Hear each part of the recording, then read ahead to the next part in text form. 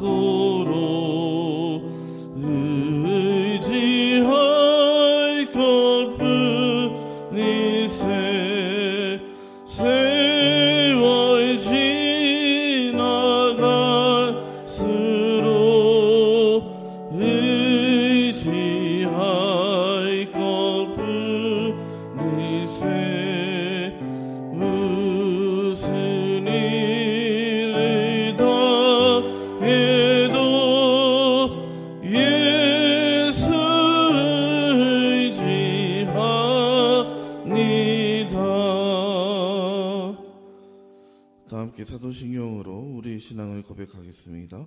나는 전능하신 아버지 하나님 전지의 창조주를 믿습니다. 나는 그의 유일하신 아들 우리 주 예수 그리스도를 믿습니다.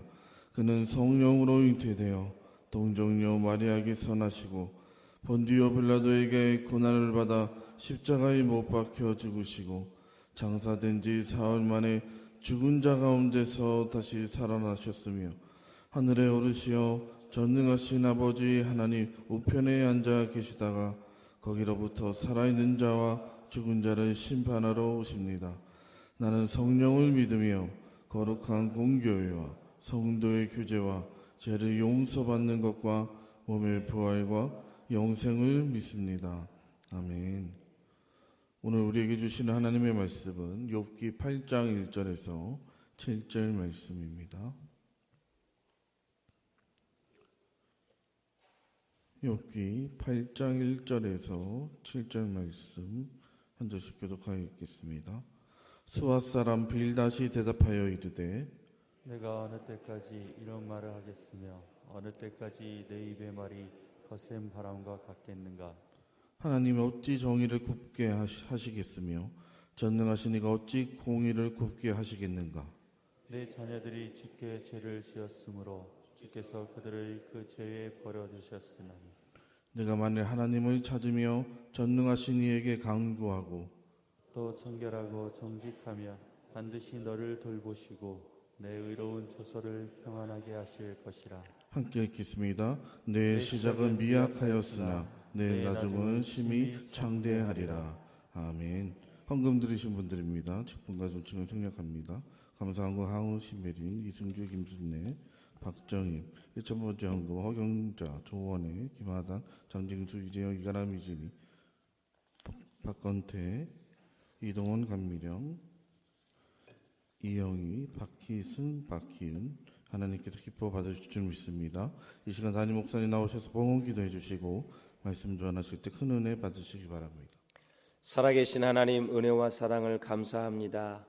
언제나 주님의 은혜로 여기까지 주의 하나님 아버지의 축복 속에서 살 수 있도록 도와주시고 하나님의 간섭하심과 돌보심 속에서 하나님의 사랑을 느끼며 살 수 있도록 은혜 주시니 감사합니다. 주님 오셔서 우리의 예배를 기쁘게 받아 주시옵소서. 귀한 예배 중에 하나님 정성된 예물을 드리는 당신의 백성들을 기억하시고 아버지의 때를 따라 도와주시는 주의 은혜를 베풀어주시고 가정과 자손과 생업 위에 하나님의 한없는 주의 은혜와 사랑과 축복이 차고 넘치게 도와주시고 날마다 때마다 하나님의 은혜와 간섭을 통해서 영육간에 풍성한 열매 맺을 수 있도록 주님 축복해 주시옵소서. 하나님 가정에 평안을 주시고 하나님 자손들이 믿음 안에 세워지게 도와주시고 정말 다음 세대에 하나님 나라 확장하는 데 존귀한 일꾼들이 되게 도와주시고 섬기는 생업 위에 은혜를 도와여 주셔서 하나님 풍성하게 도와주시고 드리고 나누고 구워주는 그러한 삶이 되어줄 수 있도록 주님 축복해 주시옵소서. 아버지 감사합니다. 은밀한 중에 기도하는 제목들 있는 줄 압니다. 주께서 기억하시고 하나님의 때에 아름답게 응답해 주시고 하나님의 살아계심을 날마다 체험하며 살아갈 수 있도록 주님 도와주시옵소서. 전지전능하신 하나님, 아버지 하나님 위에서 유를 창조하시는 하나님, 정말 그 하나님을 날마다 신뢰하며 그 주님의 품속에서 주님의 사랑을 느끼고 하나님의 나라 영광을 위해서 생명 다하는 믿음이 되어질 수 있도록 주님 역사해 주시옵소서. 오늘도 주의 음성 듣기를 원합니다. 오셔서 말씀하여 주시옵소서. 남정과 여정들에게 주의 성령을 부어주셔서 이 마지막 시대에 하나님의 뜻을 이루는 귀한 삶이 되어질 수 있도록 주님 축복해 주시옵소서. 욥기를 통해서 주의 음성 듣기를 원합니다. 원수마귀 사단의 세력이 예수의 이름으로 떠나가게 도와주시고 하나님 욥을 시기했던 사단이 결국 하나님 아버지에서 정말 이렇게 욥으로 하여금 엄청난 하나님 아버지에서 연단을 갖게 하는데 우리가 하나님 아버지의 자나깨나 아버지 하나님 아버지의 어둠의 세력과 흑암의 권세를 물리치게 도와주시고 주 예수 그리스도의 십자가의 보혈로 무장하게 하시고 성령의 능력과 권능으로 함께해 주셔서 날마다 때마다 주의 도우시는 손길로 함께하여 주시사 승리의 삶을 살아갈 수 있도록 우리 성도들을 축복하시고 역사해 주시옵소서. 모든 말씀 존귀하신 예수님의 이름으로 간절히 축복하며 기도하옵나이다. 아멘. 네, 할렐루야. 여러분 모두를 주의 이름으로 축복합니다. 자, 오늘 욥기의 말씀을 통해서 이제 빌닷과 욥의 대화 속에서 하나님은 또 우리에게 무슨 말씀을 주시기를 원하시는가? 결국 우리가 말하는 모든 말은 완벽할 수 없고 완전할 수 없다라는 것. 또 어설픈 위로는 상처만 남긴다라는 것을 볼 수 있고 그저 툭툭 치면서 힘내 이런 식으로 하지 말고 정성을 들여서 말을 할 수 있는 특별히 고난과 고통과 어려움에 처해 있는 사람들에게 우리가 어떠한 위로의 자세를 가져야 되는가? 결국 하나님의 마음을 담아야 되고, 하나님의 마음을 담았다면 거기에 말씀의 기초가, 말씀의 뿌리가 들어가면 더더욱 좋고, 또 그런데 말씀의 뿌리도 없는데 자기 방식대로 위로를 하려다가 나중에 그 사람에게 더 큰 시험을 안겨주는 그러한 어리석음을 우리가 범해서는 아니 되겠다라는 것이요. 빌닷도 역시 엘리바스와 마찬가지로 욥을 몰아치기 시작하는데 엘리바스는 저리 가라 할 정도로 이렇게 욥에게 또 상처를 안기는 그런 모습을 우리가 볼 수가 있습니다. 자, 엘리바스가 첫 번째 가장 세 친구 중에서 연장자다 이렇게 말씀을 드렸어요. 나이가 제일 많은 사람인데 그래도 빌닷과 비교한다면 욥을 향한 긍정적인 말로 시작을 했습니다. 자, 욥은 그래도 고통당하는 자를 돌보았고, 그리고 약한 자들을 위로해 주었고, 훈계하고 강하게 해주었다. 이런 칭찬이라도 하는데 빌닷은 그것도 없습니다.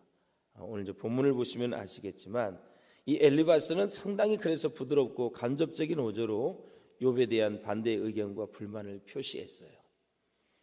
자, 근데 두 번째 등장하는 빌닷, 아주 강하게 비난하는 말로 시작을 합니다.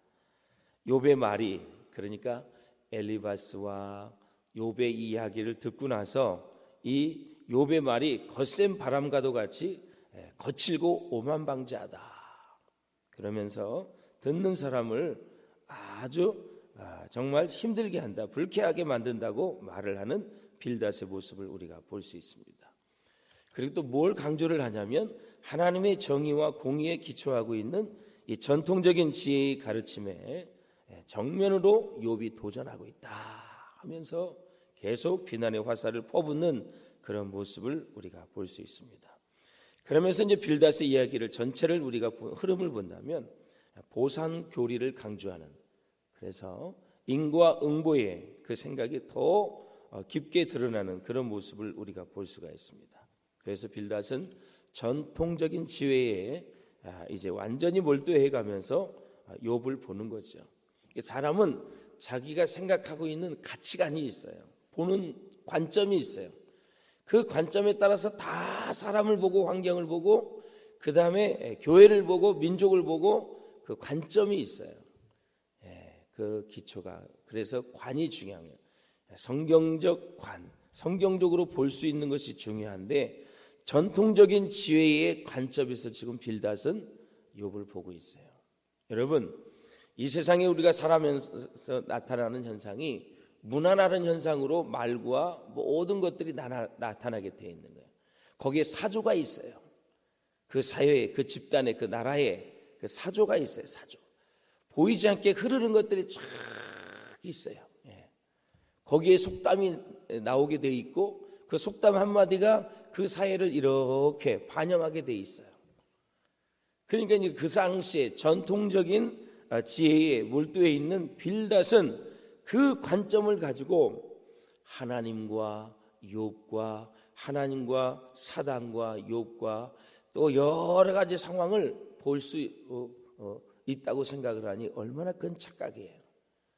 그러니까 욥의 고통과 고난을 해석하는 것이 자기의 관점과 전통적인 지혜의 관점에서 보기 때문에 지금 우리가 보기에는 완전히 완벽한 말 같지만, 대단한 말 같지만 욥은 아니잖아요. 그렇죠? 그러니까 실수하는 거죠. 자기의 생각과 관점이 최고라고 생각하는 거, 이것을 여러분들이 무너뜨려야 돼요. 문화의 관점에서 여러분 성경을 다 해석해낼 수가 없어요. 문화는 인류의 상황에 부딪히면서 살아가는 산물이에요. 그것을 가지고 우리가 성경을 다 들여다볼 수 없고 정확한 관점으로 볼 수 없다라는 것을 우리가 기억해야 돼요. 그러면서 이제 빌닷은 전통적인 지혜에 몰두하면서 하나님의 의로운 성품을 헐뜯고 있어요. 결국 하나님은 결코 정의를 굽게 하실 분이 아니다. 그래서 욥의 자녀가 왜 죽었는지 아느냐? 범죄한 탓에 죽었다고 결론을 내버리고 말아요. 욥의 자녀가 범죄에서 죽었습니까? 아니죠. 그러니까 욥이 얼마나 마음이 아프겠어요. 욥의 이 여러 가지 이야기를 보면 제일 가슴 아팠던 게 재산도 그렇지만 자녀 죽은 거, 10명이 죽은 것 때문에 가장 힘들어했어요. 그런데 그걸 딱 꼬집어서 네 10자녀가 왜 죽었는지 알아? 네 죄와 자녀들의 죄 때문에 죽은 거야. 이렇게 얘기를 하는 거예요. 그래서 이 빌닷은 자신의 말이 욥에게 큰 상처를 줄 것이라는 사실을 전혀 아랑곳하지 않고 아주 자신만만하게 얘기하는 것을 우리가 볼 수가 있어요. 그러면서 이제 욥에게 권면하는 내용이 있어요. 야, 너는 먼저 자신의 죄를 고백하고 하나님을 찾으라. 그리고 청결하고 정직을 회복해라. 그러면 하나님이 널 돌보시고 의로운 조선을 평안하게 하실 것이다. 처음엔 미약하였지만 나중엔 심히 장대하리라. 그런 얘기를 해요. 그러니까 이 빌닷은 조상들이 욥에게 올바른 길을 가르쳐 줄 것이라고 확신하고 있어요. 조상들이 우리의 길을 인도해 주나요? 하나님의 말씀이 우리를 인도해 줘야지. 그래서 이 욥이 혼자서는 깨달을 수 없는 길을 계속해서 말을 하면서 욥의 마음을 점점점 힘들게 하는 그런 모습을 우리가 볼 수가 있습니다. 우리가 욥기를 통해서 보았지만 하나님은 큰 고통에 빠진 사람에게 당장 너 왜 그 고통을 당하고 있는지 알아? 그 이유를 알려주시지 않는다고 말씀을 드렸어요. 고통의 이유를 자꾸 알려고 하지 말고 내가 하나님 앞에 살고 하나님의 말씀대로 살려고 하는 결심과 각오가 가장 중요하다 이거죠. 그럼 고통의 원인이 다른 사람이 왔은들, 나를 통해서 왔은들, 자녀를 통해서 왔은들, 그게 무슨 의미가 있겠어요? 지금 내가 지금 어려운 입장이고 하나님은 지금 결국은 결말이 내가 지금 힘들고 있거든요. 누구를 통해서 왔는지 먼저 우리는 그것을 알려고 하는데 성경은 고통의 원인, 고난의 원인을 빨리 가르쳐 주질 않아요. 언제 가르쳐 주느냐?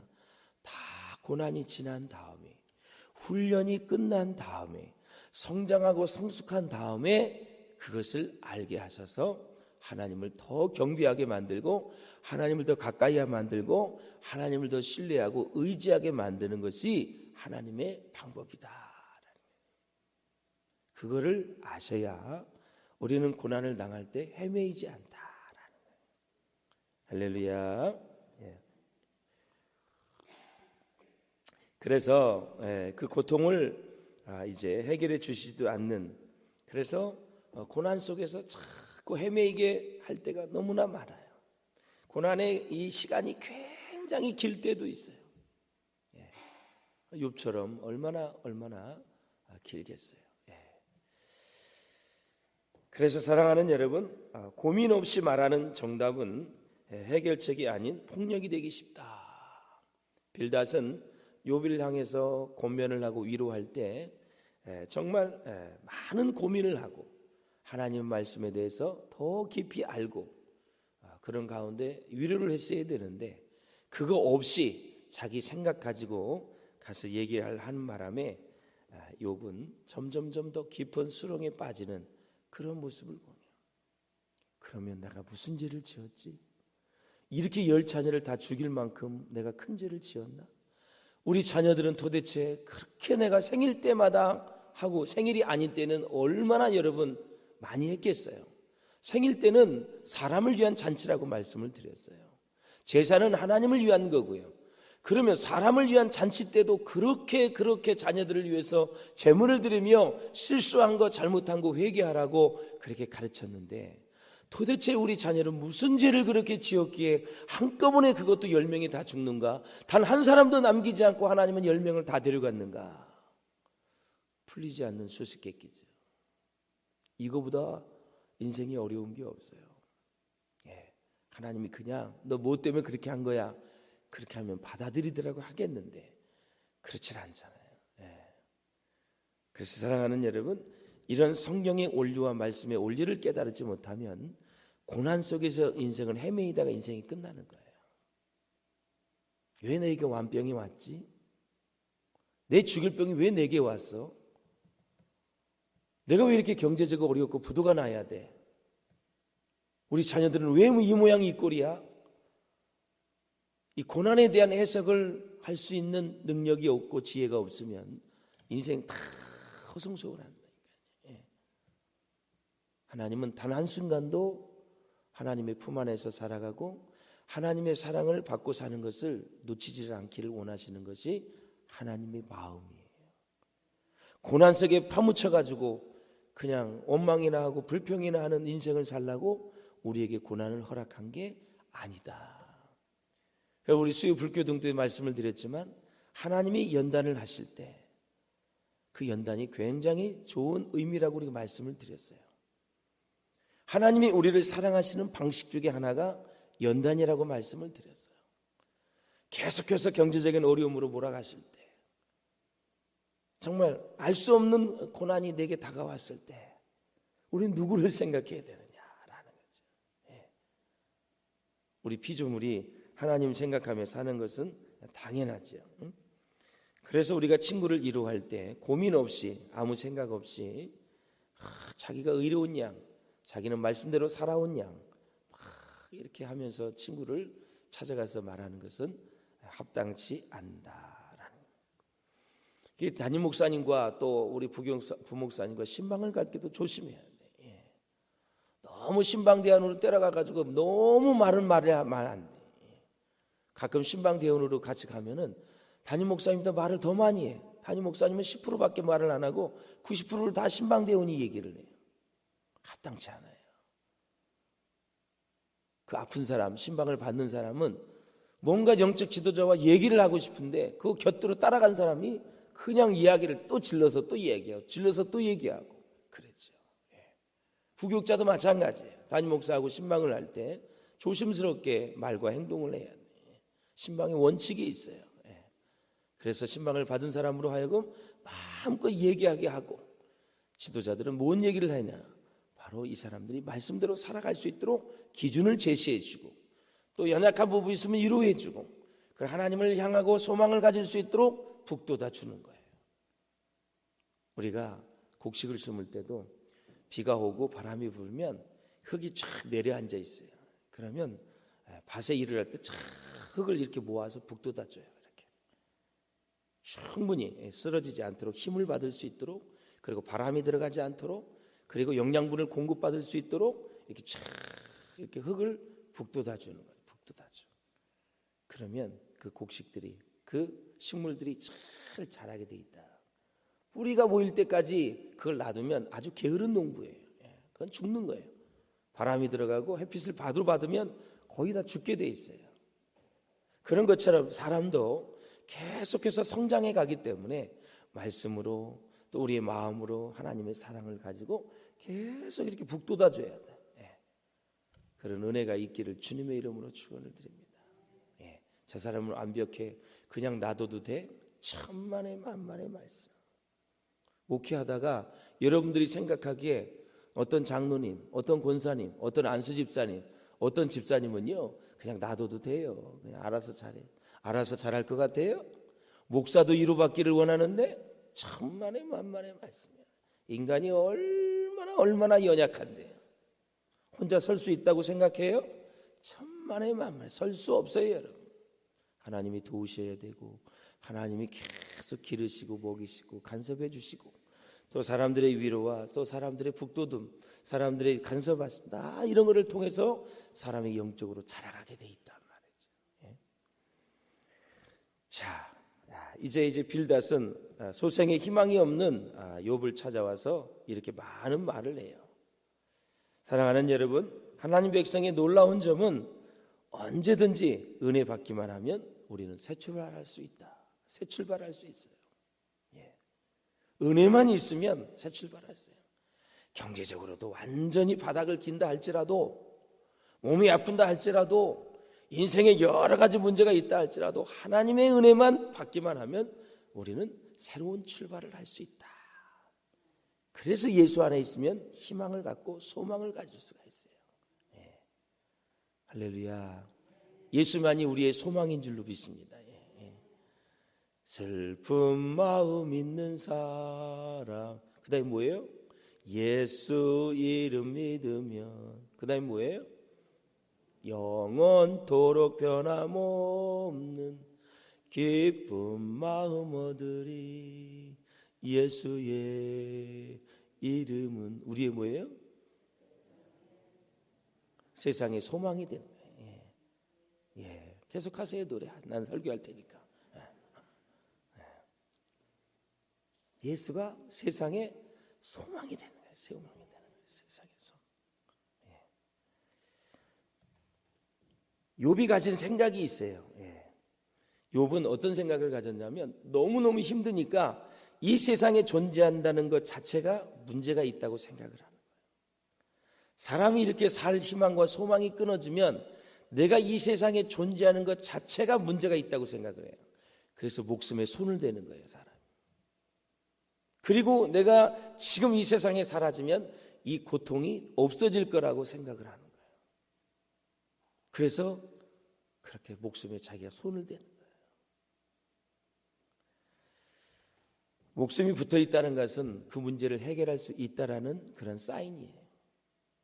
그러므로 용기를 잃지 말고 주님께 소망을 가져야 된다라는 거예요. 주님께 소망을 가져야 된다. 그래서 결국은 이 세상에 존재하는 것 자체가 문제가 있다고 생각했기 때문에 자기 생애를 저주한 거예요. 자기 생애. 그래서 모든 것은 우리의 생각과 마음이 결집돼서 말로 나오고 행동을 하게 돼 있어요, 사람. 그 사람의 마음을 알려면 행동을 보면 알아. 저 사람이 무슨 행동을 하는가, 무슨 말을 하는가 보면은 그 사람이 지금 무엇을 품고 있고 영적인 상태가 어떤지를 다 우리는 가늠해 볼 수 있다. 이 순장님들도 순원들을 우리가 통화를 하면서 그 사람들이 하는 말을 보면 지금 어떤 상황에 있다라는 것을 알 수가 있어요. 참 이 코로나 중에서도 우리 순장님들이 참 열심히 하더라고요. 계속해서 아주 세밀하게 돌보고 섬기는 그런 모습 속에서 하나님의 나라에 대한 비전이 계속 무르익어 가는 것을 볼 수가 있어요. 그런 순장님들을 주께서 축복해 주시기를 바랍니다. 그런 순장님들을 하나님께서 은혜 내려주시기를 원합니다. 그래서 하나님은 우리를 너무너무나도 사랑하며 중요하게 보신다라는 거죠. 그래서 나 자신이 누구인지를 또 왜 살아야 하는지, 나중에 내가 죽으면 어떻게 되는지, 이것은 바로 하나님을 만나기 전에는 알 수가 없고 자기 자신을 알 수가 없는 거예요. 진짜 나 자신이 누구인지. 정답이잖아요. 내가 하나님의 아들이고 딸이잖아. 구원받아서 하나님의 자녀된 권세를 가졌잖아요. 좀 이런 것들을 계속 묵상하면서 좀 사시기를 바랍니다. 땅만 쳐다보지 말고 내가 하나님의 아들이고 하나님의 딸이고 죽었던 영이 살아나서 하나님의 자녀가 되어져서 구원함을 받았다라는 거죠.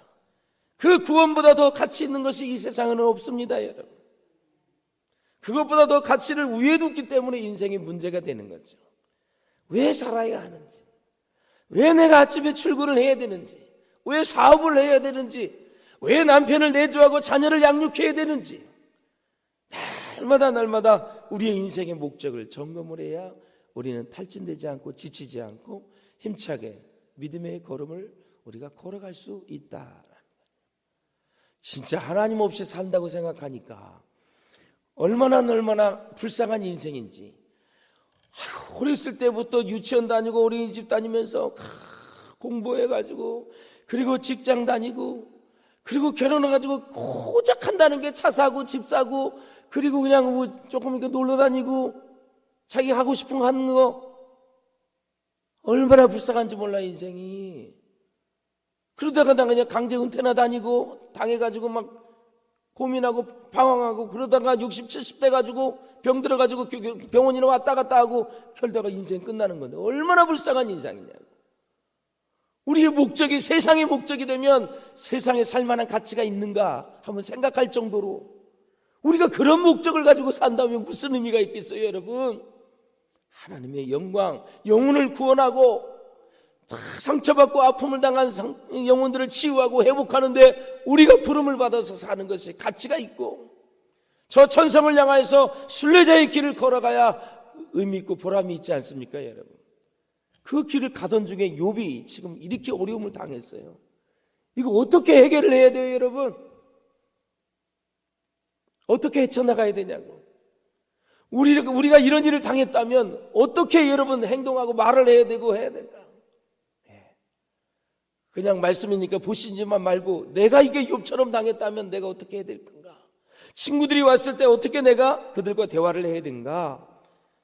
내가 나중에 죽으면 어떻게 되는지, 이 모든 것들은 하나님을 만나기 전에는 자신을 알 수가 없다라는 거죠. 자, 하나님을 만나지 못한 모든 인간의 묘비에는 큰 의문 부호를 붙여야 돼요. 퀘션 마크를.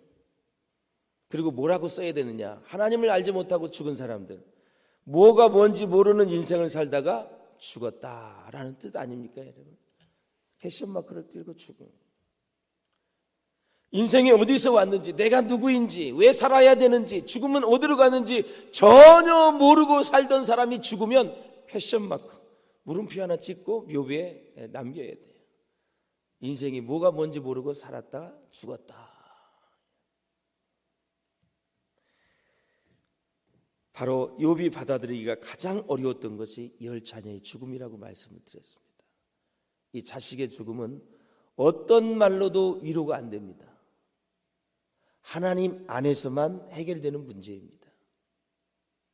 여러분, 여러분의 자녀가 다 죽었는데 아무리 이웃이 와서 위로를 한들 그 위로가 되겠어요? 위로 안 됩니다. 말씀 안에서만 위로가 되는 거예요. 반드시 일찍 죽는다고 심판을 의미하는 것은 아니라는 것을 먼저 여러분들이 이제 말씀을 들으면서 생각해 볼 수가 있어야 돼요. 이것이 이제 우리가 어려움을 당할 때 대처할 수 있는 거예요. 반드시 남보다 일찍 죽는다고 심판을 의미하는 것은 아니다. 사람은 저 사람만큼 살아야 되는데, 최소한 70, 80은 살아야 되는데, 남들만큼 사는 만큼 살아야 되는데, 이런 죽음에 대한 정리가 이제 필요할 시점이 됐다. 욥기를 보면서. 그러면 욥기의 10자녀가 다 죽었기 때문에 욥의 10자녀는 완전히 지금 심판을 받고 있는 건가요? 그들이 일찍 죽었기 때문에 그들은 저주를 받은 걸까요? 성경은 아니라고 말씀하고 있어요. 그러나 이웃 사람들은 죄 때문에 죽었다 그러고 저주를 받았다고 지금 친구들은 퍼붓고 있어요. 그러면 우리 주위에 일찍 죽은 사람은 다 심판받은 걸까요? 아유, 혀를 차면서 그냥 우리는 생각 없이 그렇게 말을 하고 행동할 때가 너무 많이 있단 말이죠. 사랑하는 여러분, 내가 축복을 받았을 때 이런 생각을 해야 돼요. 생각보다 많이 축복해 주셨다고 생각하고 믿음을 가지셔야 돼요. 내가 믿는 믿음보다 내가 받을 복보다 훨씬 많이 하나님이 주셨다고 축복을 해 주셨다고 생각하고 신앙생활 하셔야 돼요. 내가 복을 받았는데 마땅히 나는 복을 받을 만한 그릇이야, 이 정도 나는 받을 수 있어. 큰 착각이에요. 정말 말씀을 깊이 들여다보면 그것이 이제 깨달아져요. 내가 이만큼의 복을 받았는데 내가 한 일은 이만큼도 안 돼. 다 덤으로 받았다고 생각해야 겸손해지는 거예요. 그런데 최악의 인간은 누구냐? 이만큼을 줬는데 이게 뭐야? 이렇게 받아들이는 사람. 이런 사람은 하나님이 나중에 축복을 다 거두셔요. 그래, 내가 그렇게 너에게 복을 주었건만 너의 말과 행동을 봐서는 안 되겠다. 더 끝까지 말을 안 들으면 생명을 딱 거둬가시죠. 너는 복을 받을 자격이 없고 누릴 자격이 없다라는 거예요. 착각을 하면 안 된다 이게요. 사랑하는 여러분, 하나님의 일을 하는데 그런 법칙은 왜 적용이 안 되는가 한번 생각해 보았어요. 여러분들이 이제 사업을 하시고 직장을 다니시고 많은 일들을 하시잖아요. 그러면서 이제 목사님께 부탁을 해요. 목사님, 이것이 잘 될 수 있도록 기도해 주세요. 하나님 앞에 이 작은 것이 변하여 큰 축복이 되게 기도해 주세요. 그럼 하나님 앞에 내가 어떻게 헌신하고 어떻게 하겠다고 얘기를 해요. 좋지요. 나쁜 게 아닙니다. 하나님이 역사하시면 얼마든지 그렇게 될 수 있으니까 그런 믿음 갖고 사는 것이 좋죠. 여러분, 그러면 그 믿음 가지고 다른 사람도 일도 그렇게 볼 수 있기를 바라고, 교회의 일도 그렇게 여러분의 개인의 일이 되기를 바라는 마음으로 교회의 일을 할 수 있기를 주의 이름으로 축복합니다. 여러분, 개인의 일은 그렇게 하나님이 믿음으로 역사하고 하나님이 놀랍도록 도와주셔서 그렇게 잘 되기를 바라는데, 교회도 그렇게 생각하시는지? 그렇다면 여러분들은 큰 축복을 받은 사람들이다. 오히려 하나님의 일은 더 잘 될 수 있도록 몸과 마음과 헌신하는 것이 우리가 해야 될 하나님 앞에 믿음의 태도이고 자세인 줄로 믿습니다. 여러분의 그 개인적인 일도 그렇게 작은 일이 하나님 그렇게 크게 만들어 주셨는데, 우리 교회에 1000명이 넘는 사람들이 우리 새성전에 건축을 할 때 안 될 것 같아요? 될 수 있습니다. 그 믿음을 똑같이 교회에도 적용을 해라 이거예요. 왜 자기 일은 이것이 적어도 될 것 같은 믿음이 있는데 교회 일은 안 되냐 이거죠. 이기적인 거 아닐까요, 여러분? 다시 되돌아보셔야 돼요. 깊은 깨달음을 하나님이 주시는 거예요. 우리의 믿음도 이렇게 이기적일 수 있다라는 사실이에요. 사랑하는 여러분, 그래서 이제 정리를 하자면 그래요. 자, 다윗이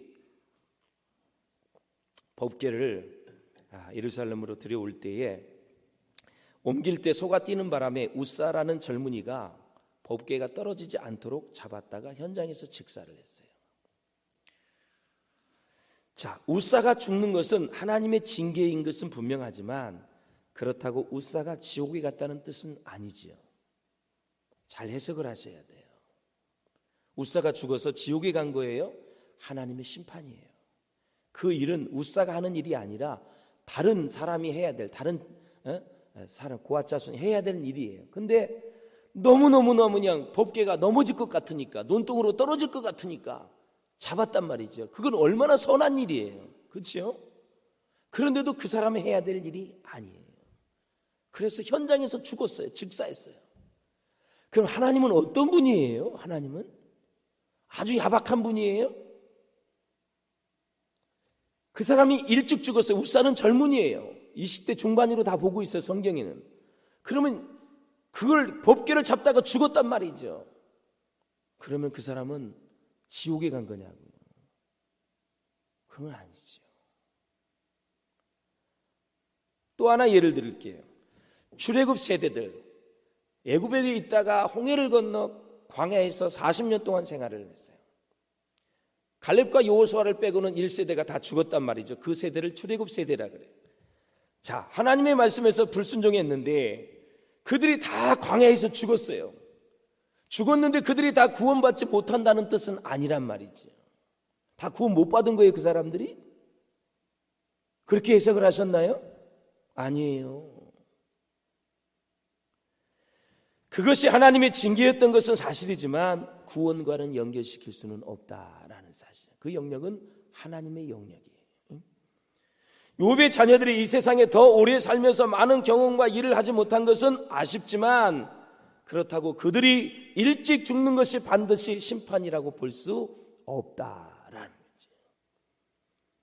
천국이 얼마나 좋은지 알기만 한다면 여러분, 오히려 일찍 죽는 것이 더 복이 될 수도 있다라는 것을 우리는 수없이 말을 많이 했어요. 맞는 얘기입니다. 사랑하는 여러분, 세상 사람들처럼 복을 주지 않는다고 하나님을 불의하다고 말할 수 있겠느냐라는 것입니다.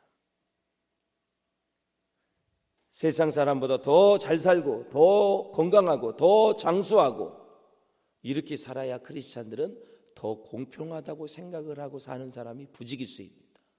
내가 그래도 예수 믿었기 때문에, 내가 기도했기 때문에, 내가 신앙생활 열심히 했기 때문에 더 부자로 살아야 되고 더 건강하게 살아야 되고 더 오래 살아야 되고 더 장수해야 된다는 생각을 가졌고 그렇게 살아야만 공평하다고 우리 크리스찬들은 다 생각하고 있단 말이죠. 그러면 공동체 내에서, 우리 교회 내에서 일찍 죽는 사람이 있는가 하면 젊은 아기가 죽을 수 있고 학생들이 죽을 수 있고 청년들이 죽을 수 있는데 그 해석을 어떻게 해낼 수 있겠냐고.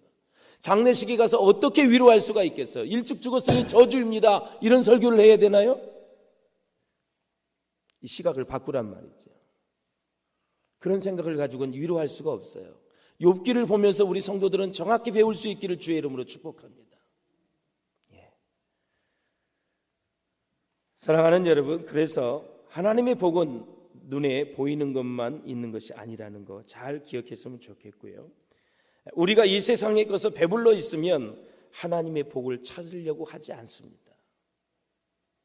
하나님께서 세상 사람처럼 축복하지 않는 것은 너무나도 우리를 사랑하시는 징표입니다. 왜 그럴까요? 불공평할 정도로 우리를 사랑하시는 것입니다. 왜냐하면 우리에게는 하나님이 모든 것을 다 주셨기 때문에 그렇습니다. 또 반복이 돼요. 구원보다 더 가치 있는 것은 이 세상에 단 한 가지도 없습니다. 그러면 구원을 가지면 그 사람은 최고의 복을 받은 거예요. 그러니까 세상 사람이 더 잘 살고 명예와 권력을 갖고 막 어떤 사람은 건강하고 그걸 부러워하지 말라라는 거예요. 우리는 예수의 그 값진 피로 구원을 받은 사람입니다. 구원을 받아놓고 보니까 그 우리가 감사를 못해서 격까지 이 세상의 것들을 너무너무 그 가치 위에 올려놓으니까 우리가 신앙에 혼돈이 생긴다. 그래서 오늘도 감사합니다. 12시 정오에 1분 동안 기도하며 살 수 있고 그런 교회 다닐 수 있어서 감사합니다. 자, 코로나19에 대해서 우리가 함께 기도하고 새성전의 건축을 위해서 30초 동안 그 기도하고 해보니까 어떻게 30초가 길든가요? 짧든가요? 눈 깜빡할 새 그냥 다 가요. 눈 떠보면 벌써 3분이야. 1분만 해야지 그랬는데 눈 떠보면 5분인 사람은 평상시에 기도를 많이 하는 사람들이에요. 그걸 1분으로 생각하니까.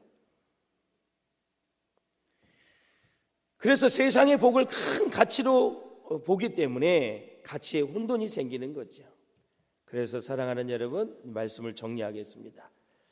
하나님의 자녀에게 세상의 것들을 주시기 전에 먼저 우리를 정금같이 만들어 놓으시는 분이 하나님이십니다.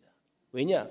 그렇게 해야 세상으로 돌아가지 않을 뿐 아니라 하나님이 주시는 복을 감당할 수 있고 믿음을 지켜나갈 수 있기 때문에 우리의 연단된 믿음을 가지고 우리에게 주신 복을 잘 다스려야지. 이 세상에 막 물질의 복을 많이 줘버리면 인격이 안 되고 믿음이 안 되면 나중엔 다 믿음과 인격 다 잃어버리고 세상 것도 다 잃어버리기 때문에 먼저 믿음으로 연단된 상태에서 세상 것을 주어야 그것을 감당하고 그것을 하나님의 영광을 위해서 쓰기 때문에 그가 나의 길은 가는 길을 아시나니 그가 나를 단련하신 후에는 정금같이 나오리라. 할렐루야. 그래서 예수님이 돼지에게 진주를 주지 말라 그랬어요. 돼지에게 진주를 줘봤자, 금덩어리를 줘봤자, 다이아를 줘봤자 돼지는 아무것도 몰라요. 돼지는 결코 하나님의 복의 가치를 담지 못하기 때문에 돼지에게 진주를 주지만 진주는 복음을 얘기하는 거예요. 세상에서 가장 가치 있는 것을 얘기하는 거예요. 세상에서 가장 가치 있는 것을 받았기 때문에 우리는 감사하셔야 되고 그보다 높은 가치가 없기 때문에 자랑할 것도 없어요. 세상 것은. 왜? 세상에서 가장 소중한 것을 우리가 받았단 말이죠. 그러니까 겸손해야죠. 세상에서 가장 소중한 걸 받았는데도 세상 것도 주셨네? 겸손해야지. 감사해야지. 고개 삐쭉삐쭉 들면 안 돼요. 마음이 높아지면 절대 아니 되는 거예요. 나중에 다 죽게 돼 있어요. 일단 하나님을 만나면 자신을 되찾게 되는 거예요. 그래서 너무나도 소중하고 아름다운 내 자신이구나. 내가 얼마나 귀하고 소중한 자녀인지 모르구나. 이걸 깨닫게 돼요. 그러면서 자존감이 올라가면서 웬만한 일을 대수롭게 생각하지 않고 믿음의 길을 걸어갈 수가 있어요. 돈이 좀 적으면 어때? 어제도 상담하시는 분이 그러더라고요. 50만 원 있으면 50만 원에 맞춰서 쓰고요. 100만 원 있으면 100만 원에 맞춰 쓰고요. 그 사람이 산전, 수전, 공준전 다 겪은 사람이더라고 보니까. 진짜 어마어마하게 돈을 많이 벌어받고 했던 사람이더라고. 그래서 그 사람은 50만 원에서 맞춰 살 수 있는 비결을 알았고 100만 원에 맞춰서 살 수 있는 비결을 알았다 이거예요. 내가 돈 없으면 안 쓰면 되지요. 원리를 다 깨닫고 있어요. 이런 사람들에게 하나님이 물질의 복을 주시기 시작하는 거예요. 그런 은혜가 있으시기를 주의 이름으로 축원을 드립니다.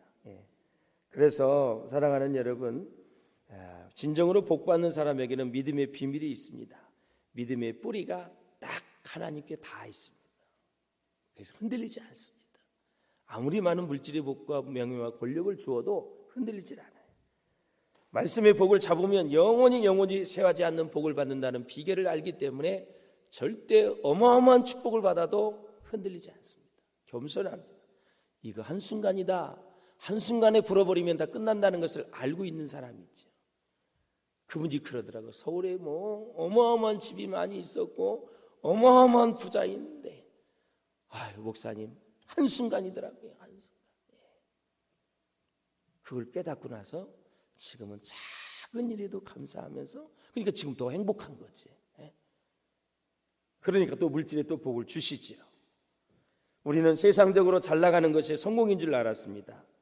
여러분, 딱딱하고 재미없는 이 말씀 안에 하나님의 모든 축복이 담겨 있다라는 사실을 잊지 마시고 빌다시 욥에게 권면했던 것처럼 세상의 가치관, 전통적인 가치관을 가지고 어려움을 당한 사람을 그렇게 평가하고 폄하하지 마시고 끝까지 하나님의 위로를 받은 사람으로서 곁에 있어만 주면 위로가 되는 줄로 믿습니다. 무슨 말을 많이 하려고 하지 마세요. 힘든 사람에게는 같이 옆에만 있어주면 돼요. 그러면 위로가 되는 거예요. 말을 하다가 실수를 하게 되는 거예요. 기도할게, 힘내. 계속 옆에만 있어주면 돼요. 그게 큰 위로가 되는 거예요. 그런 은혜가 있으시기를 주님의 이름으로 축원합니다. 오늘 하루도 또한 어려움이 와도 우리는 세상에서 가장 가치 있는 구원을 받았다. 십자가의 사랑을 받고 산다라는 걸 잊지 마시고 여러분 믿음으로 끝까지 용기를 가지고 승리하시고 힘내시고 하나님의 위로와 사랑과 축복이 여러분에게 차고 넘치시기를 주님의 이름으로 축원합니다. 기도하겠습니다. 좋으신 하나님 아버지 은혜와 사랑을 감사합니다.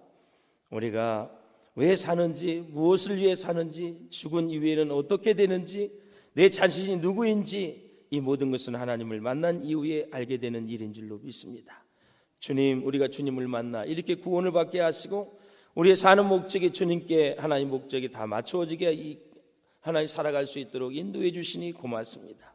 하나님, 욥이 어마어마한 시험과 고난과 고통 속에 있는데 친구들이 도움이 되지 않습니다. 아버지, 우리가 정말 말씀의 기초를 잘 가지고 힘들어하고 어려움을 당하고 있는 이웃들에게 정말 하나님의 자녀다운 위로를 할 수 있도록 주님 역사해 주시옵소서. 함부로 말하고 함부로 판단하지 않도록 도와주시고 은혜와 덕과 사람을 살리는 말을 할 수 있도록 주님 축복해 주셔서 우리 주위에 그런 좋은 친구들이 믿음의 친구들이 많아질 수 있도록 역사해 주옵소서. 존귀하신 예수님의 이름으로 감사하며 기도하옵나이다. 아멘. 말씀에 큰 은혜 받으신 줄 믿습니다. 다 함께 찬송가 353장 부르시겠습니다.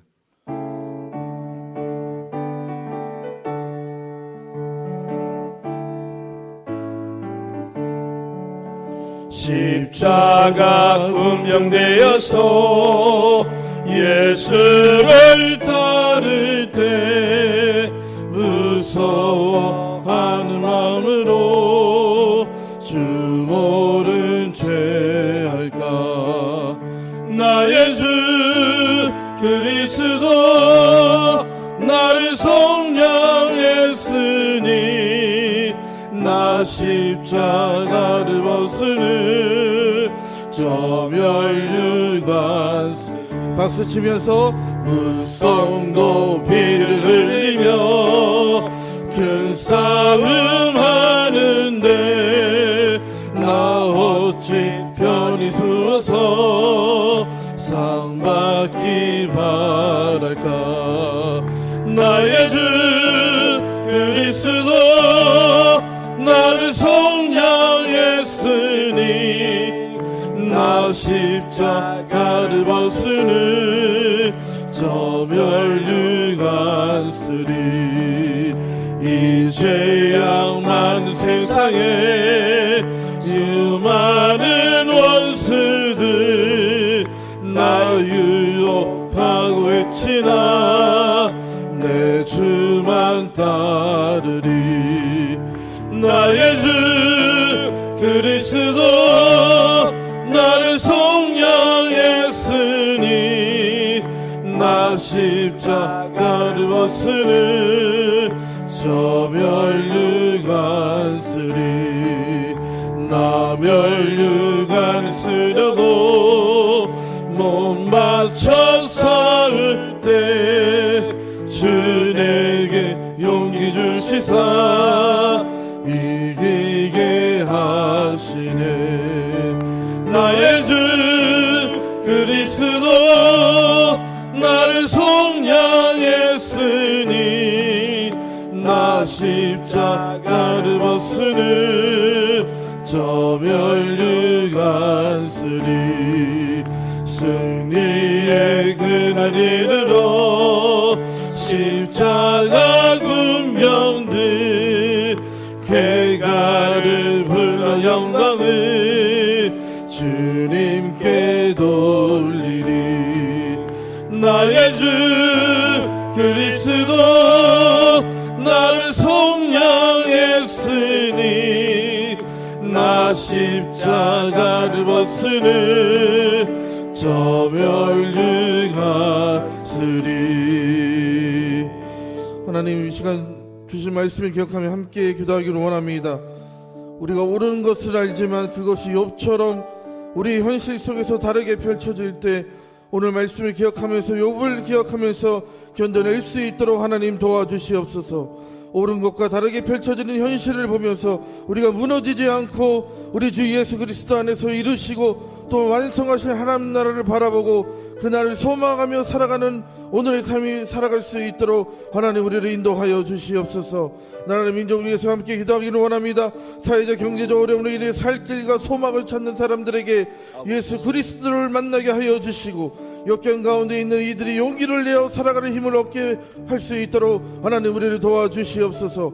코로나19의 확산으로 온 세계가 공포와 혼란 손에 빠져들고 있때 이 땅의 교회나 주님을 떠나 모든 죄악과 폐악을 멈추고 진정한 회개의 자리로 돌아올 수 있도록 하나님 우리를 인도하여 주시옵소서. 이 시간 담임 목사님과 교회를 위해 기도합니다. 예수님의 머리 대신 교회의 성령 안에서 하나로 된 교회, 하나님의 은혜가 머무는 교회 되게 하여 주시옵소서. 사랑으로 서로를 돌아보고 섬기며 연약한 자를 세우는 아름다운 교회 될 수 있도록 하나님 우리를 인도하여 주시옵소서. 이번 새성전 성전을 건축을 통해서 생명수가 흘러넘치는 교회가 되게 하여 주시고 성도가 살고 이웃이 살고 지역이 살고 나라 민족 열방을 살리는 교회 될 수 있도록 하나님 우리를 인도하여 주시옵소서. 목사님과 목사님 가정을 성령으로 충만케 하여 주셔서 가시는 곳마다 은총과 평안이 임하게 하여 주시고 주님의 강한 팔로 붙들어 주셔서 목사님을 더욱더 강건케 하여 주시옵소서.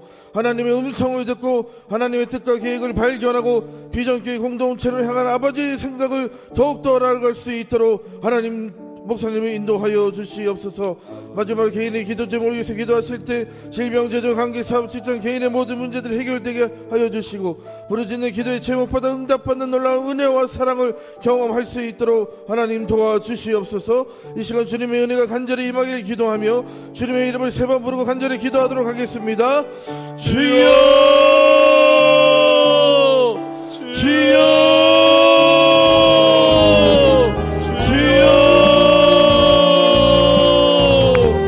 아버지 하나님 인도하여 주시옵소서. 아버지 하나님 우리가 독재 믿음 가운데 있을 수 있도록 하나님 함께하여 주시옵소서. 언제나 주님을 바라보고 하나님의 나라를 기대하며 소망하며 믿음 가운데 나갈 수 있도록 하나님 우리와 함께하여 주시옵소서. 우리에게 원하시는 것에서 오늘의 감당케 하여 주시고 이 땅 가운데 살아가는 여러 가지 어려움과 아픔과 상처와 어려움이 있지만 주여 그 고난과 어려움과 고통을 통해서 더욱더 믿음으로 생각케 하여 주시고 하나님 주여 욥을 기억하게 하여 주시고 말씀을 기억하게 하여 주셔서 오늘 소망을 가지고 나갈 수 있는 우리 모두가 될 수 있도록 하나님 함께 하시고 역사하여 주시옵소서. 아버지 하나님 이 땅 가운데 살아가는데 주여 어려가지고 주 아픔과 상처를 이겨내게 하여 주시고